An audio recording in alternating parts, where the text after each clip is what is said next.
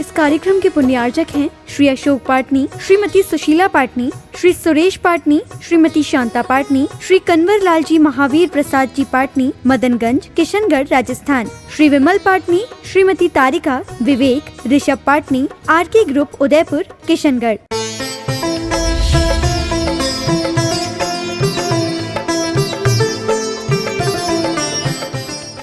राजा महाराजा में कितना अंतर है। संपत्ति का अंबार लगाता राजा और अनेकों रानियों संग करता क्रीड़ा, दंडित करता औरों को, स्वयं शान से रहता। जबकि मुनि राजा विपत्तिमान जड़ संपत्ति को एकमात्र श्री वधु के प्रत्याशी होकर जिनाज्ञा पालन में भूल होने पर प्रायश्चित ले स्वयं को दंडित कर औरों से करते साम्य व्यवहार। धन्य है, धन्य है। ऐसे महाराज की तुलना कैसे हो सकती राजा से? मणि की तुलना हो नहीं सकती कांच के टुकड़े से। मणि के समान कौन है बोलिएगा? बस 2-3 मिनट का और विषय है और यह खंड पूरा हो जाएगा।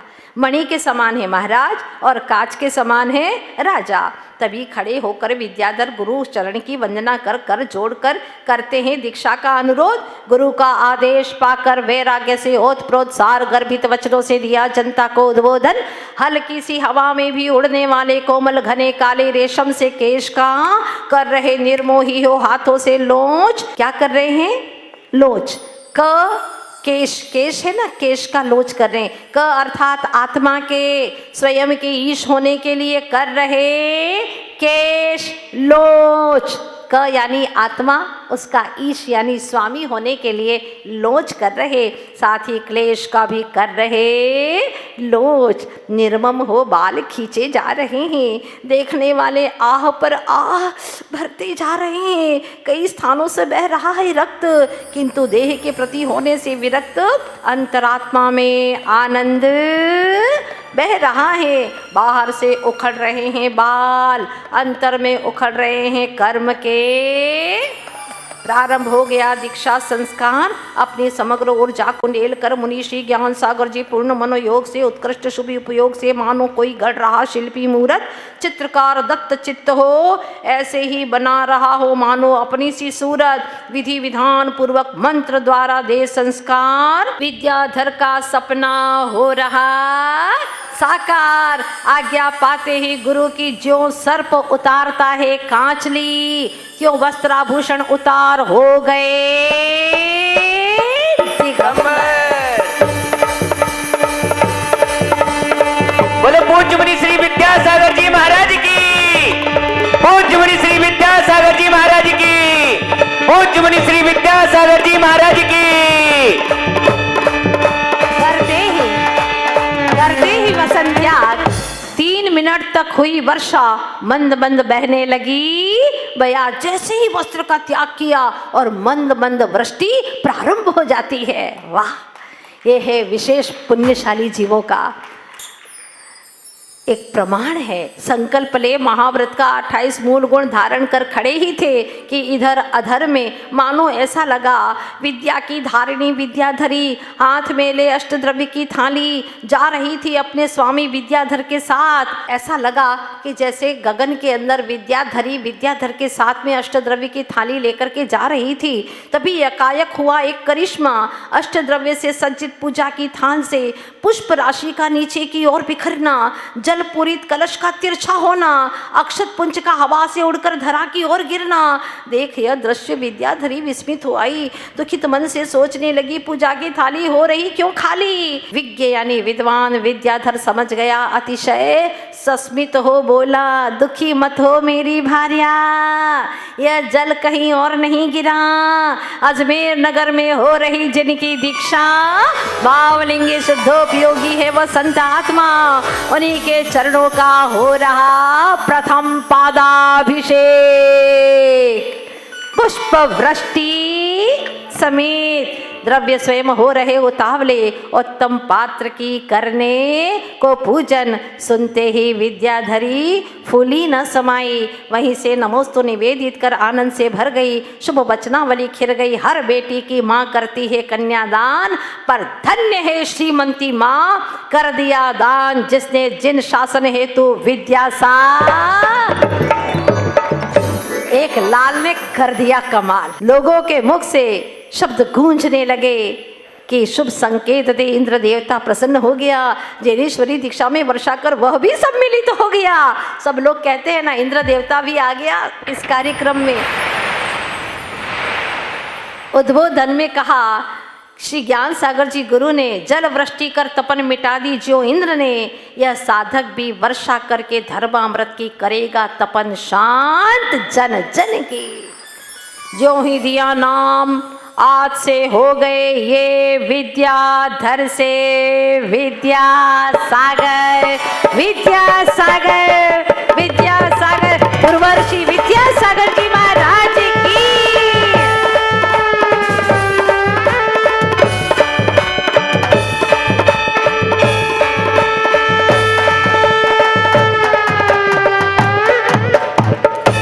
ध्वनियों से दिव्य घोष गूंज उठी धर्म परशुना, जय ध्वनियां मंडराने लगी क्षितिज में। अपार जनमेदनी एकटक देखती रह गई और देखते ही देखते सद लगा की माटी चंदन बन गई। जब प्रदान की गुरु ने हाथ में संयमोपकरण मयूर पिच्छिका, उस वक्त की अनुभूति का क्या कहना। सीधा स्पर्श किया सप्तम गुण स्थान, भीतर में ज्ञान की ज्ञान से हुई मुलाकात, अप्रमत्त आत्मा की स्वा आत्मा से हुई बात। गौण हो गया बाह्य दृश्य, शेष रह गया मात्र दृष्टा।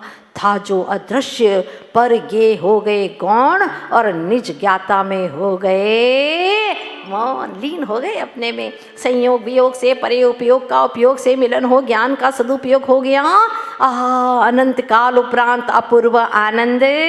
बाहर में ज्ञान का विद्या सागर से और विद्या का ज्ञान सागर से चरम को पाने परम मिलन हो गया। ज्ञान और विद्या दोनों हैं एक, पर्यायवाची है, ज्ञान कहो या विद्या। जगत को आज यह विदित हो गया, ज्ञान का संस्कार विद्या में और विद्या का समर्पण ज्ञान में एकाकार सा हो गया। लगा मानो गुरु शिष्य का नया संसार बस गया, किंतु यह मुक्ति का आधार बन गया। मूंद कर चर्म चक्षु, खोल कर ज्ञान चक्षु, आत्मा में छिपे परमात्मा को रत्नत्रय के दिव्य प्रकाश में निरखा है पहली बार। बंद कर पापाश्रम का द्वार, खोल कर निर्जरा द्वार, दूर कर विकार हो गए। अंतर मुहूर्त बीत गया, आत्मलाभ का शुभ मुहूर्त आ गया। गुरु से अनुपम सौगात पा गया। व्याकरण में यदि महिमा है पूर्ण विराम की, तो जीवन में भी महिमा है निज में विश्राम की। स्वीकार कर शिष्य का समर्पण, गुरु ने दे दिया दीक्षा का प्रमाण। योग्य पात्र को सुयोग्य दाता ने दिया संयम का दान। तभी हाथ में ले पिच्छी शिष्य ने गुरु पद में किया नमन और गुरु के साथ किया श्रीपद की और मंगल गमन। देख गुरु शिष्य को एक साथ प्रकृति पुलकित हो आई।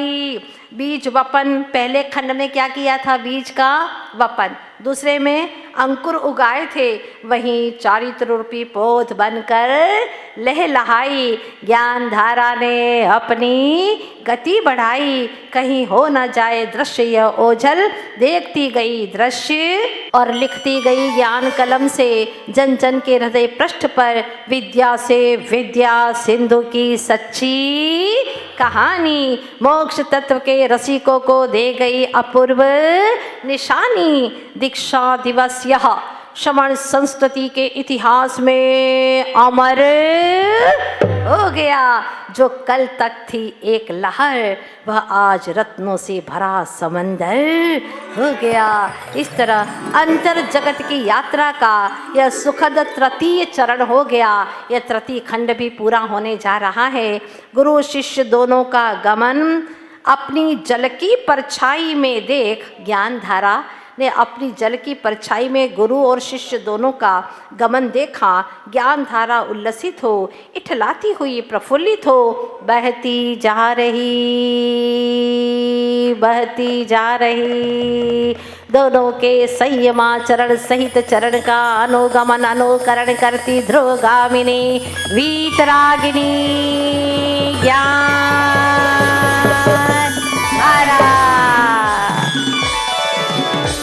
ये ज्ञान की धारा सबके अंतर में बहे ज्ञान धारा जन जन में, यही अर्ज हमारी, हाँ यही अर्ज हमारी। कर्म धार में डूब रहे हम, आए शरण तिहारी। बहे ज्ञान धारा जन जन में, यही अर्ज हमारी, हाँ यही अर्ज हमारी। सम्यक बीज वपन कर चरित पद पर गुरु ने तप का सुमन खिलाया। मूक माटी महाकाव्य, सुप्रसिद्ध महाकाव्य। इसके रचनाकार हैं एक ऐसे महान आत्मा जो लेखक ही नहीं, सिर्फ लेखनी से लिखते ही नहीं है, लखते भी हैं।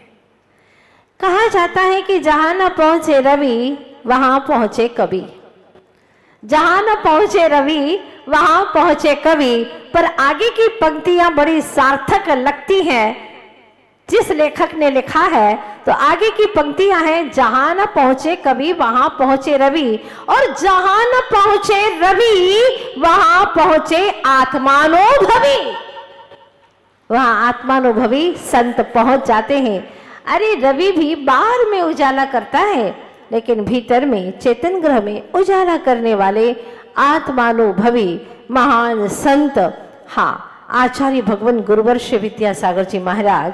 यह मूक माटी एक महान संत की आत्मा का संगीत है, भीतर का संगीत है, जो कि त्याग तप और तेज की अनुभूतियों से गूंजता हुआ यह महाकाव्य अध्यात्म सरोवर के राजहंस, बड़े ही सौम्य स्वभावी, शांत स्वरूपी ग्रंथराज मूलाचार और समय सार की मानो जीवंत अनुकृति ऐसे पूज्यपाद आचार्य श्री गुरुवर विद्यासागर जी महाराज की लेखनी का ये अद्भुत और एक विलक्षण चमत्कार है कि इससे मूक माटी का सृजन हुआ है, जिसमें नायक या मूल पात्र के रूप में चुना भी है तो किसे? पत दलिता माटी को, उसी को महाकाव्य का विषय बनाकर संपूर्ण जीवन दर्शन का एक प्रतीक बना दिया। और वह मूक माटी मुखर होकर के बोलती है हमारे जीवन के हर क्षण को कैसे जीना। इसके अंदर व्यथा है, करुणा है, मार्मिकता है, आस्था है और आनंद की अमराइयां। 4 खंडों में अंधकार से प्रकाश तक की यात्रा है, निगोद से मुक्ति तक की यात्रा, इसमें संपूर्ण यात्रा समाहित है। माटी इस महाकाव्य की मुखरित नायिका है तो कुंभकार है इसका नायक।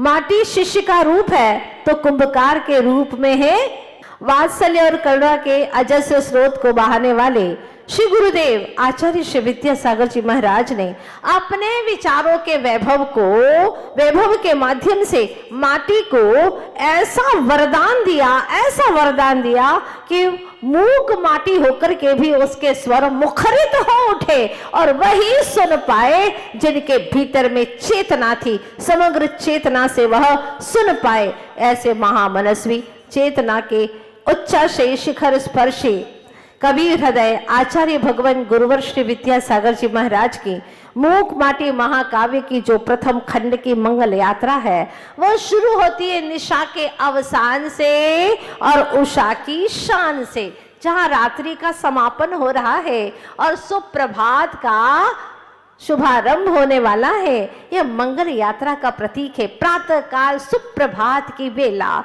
मंगल यात्रा का प्रतीक है, जहां पर मिथ्यात्व की गहन रात्रि का समाप्त होना और सम्यक्त रूपी मंगलमय सुप्रभात होने का प्रतीक है। प्रकृति पुरुष श्री गुरुवर विद्यासागर जी महाराज ने प्रकृति के सौंदर्य से ही इस महान काव्य की यात्रा का शुभारंभ किया है, यात्रा का सूत्रपात किया है, जो हमें आत्म स्वभाव को पाने की ओर संकेत दे रही है। मूक माटी प्रथम खंड 4 खंड हैं और 4 खंड में वह क्या कहना चाहते हैं। सबसे पहला खंड है शंकर नहीं वर्ण लाभ। शंकर नहीं, ऐसा मत घुल मिल जाना कि तुम्हारा अस्तित्व का कोई मतलब ही न रहे, मायना ही न रहे, इसलिए वर्ण लाभ होना चाहिए। शंकर नहीं वर्ण लाभ, ये शब्द जो खंड के लिए दिया है, प्रथम खंड के लिए, ये जो हेडिंग है, जो उत्थानिका है, इतनी जबरदस्त है कि मानव जीवन से लगा करके संपूर्ण विश्व तक के लिए यह अंदर की ओर चोट करती है और मानव मन को जो सुषुप्त चेतना है उस चेतना को जगा देती है। तो शंकर नहीं वर्ण लाभ प्रथम खंड में क्या है? सबसे पहले प्रकृति का सौंदर्य है, फिर धरती की सीख माटी को, धरती माटी को क्या शिक्षा देती है कि बेटा तुम्हें समर्पण करना है कुंभकार के प्रति। कुंभकार आएगा, माटी, हे माटी तुम्हें खोदेगा, इस तरह से वो खोदेगा, लेकिन तुम्हें पूरी तरह से कुंभकार को समर्पण करना है। अगर समर्पण नहीं करोगी तो तुम्हारे मंगल घट होने की यात्रा शुभारंभ ही नहीं हो पाएगा और तुम अपने जीवन में उन्नति नहीं कर पाओगी। इस तरह से माटी को वह शिक्षा देती है। कौन?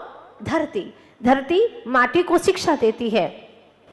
फिर बाद में गधे की पीठ पर जो माटी है उसको लाद करके ले जाना, बोरी में भरना, और इसके बाद में जो माटी की करुणा है और माटी की मृदुता है, दोनों का परस्पर में मिलना, फिर कुंभकार के प्रांगण में माटी को उतारना और बारीक तार वाली चल्ली से उस माटी को छानना, कंकरों को अलग करना, और जब कंकर अलग होते हैं उस वक्त की कविताएं अद्भुत कविताएं, सारे समाज को दिशा बोध देने वाली है, इस तरह की कविताएं। और अंत में फिर वहां पर हीरा बनो राही बनो, संयम के राही बनो, राख करो कर्मों की और खरा तत्व को पहचानो। राख खरा, राही हीरा, इस तरह से वर्णन करते हुए जब माटी छन जाती है तो जल खींचने की प्रक्रिया शुरू होती है, लेकिन रस्सी के अंदर एक गांठ बंध जाती है। वो गांठ के बारे में काफी सुंदर से सुंदर कविता यहाँ पर आप लोग सुनेंगे। फिर जैसे ही पानी निकाला जाता है कूप से तो एक मछली आती है, तो मछली का अन्य कुएं की मछलियों से गजब का संवाद होता है। कोई एक आध व्यक्ति चातुर्मास में प्रवचन आदि का श्रवण करके अगर वह थोड़ा धर्म की ओर अग्रसर होता है तो आज के मन चलेपन वाले लोग उसे कहते वाह बड़ा धार्मिक बन गया है, पंडित बन गया है, इस तरह से व्यंग करते हुए उसको नीचे गिराना चाहते हैं। लेकिन जो धर्मात्मा होता है, जिसके आत्मा में धर्म उतर आया है, वो दुनिया की कोई परवाह नहीं करता, क्योंकि वो जानता है कि शुरुआत में हमेशा अच्छे कार्य के लिए उपहास होता है, फिर उन्हीं उपहास के पृष्ठों पर उसका एक सुंदरतम इतिहास लिखा जाता है। आज जो लोग हंसते हैं वे ही कल मेरी प्रशंसा करेंगे। मछली किसी की परवाह नहीं करती और वह ऊपर तक आती है, जल छनता है।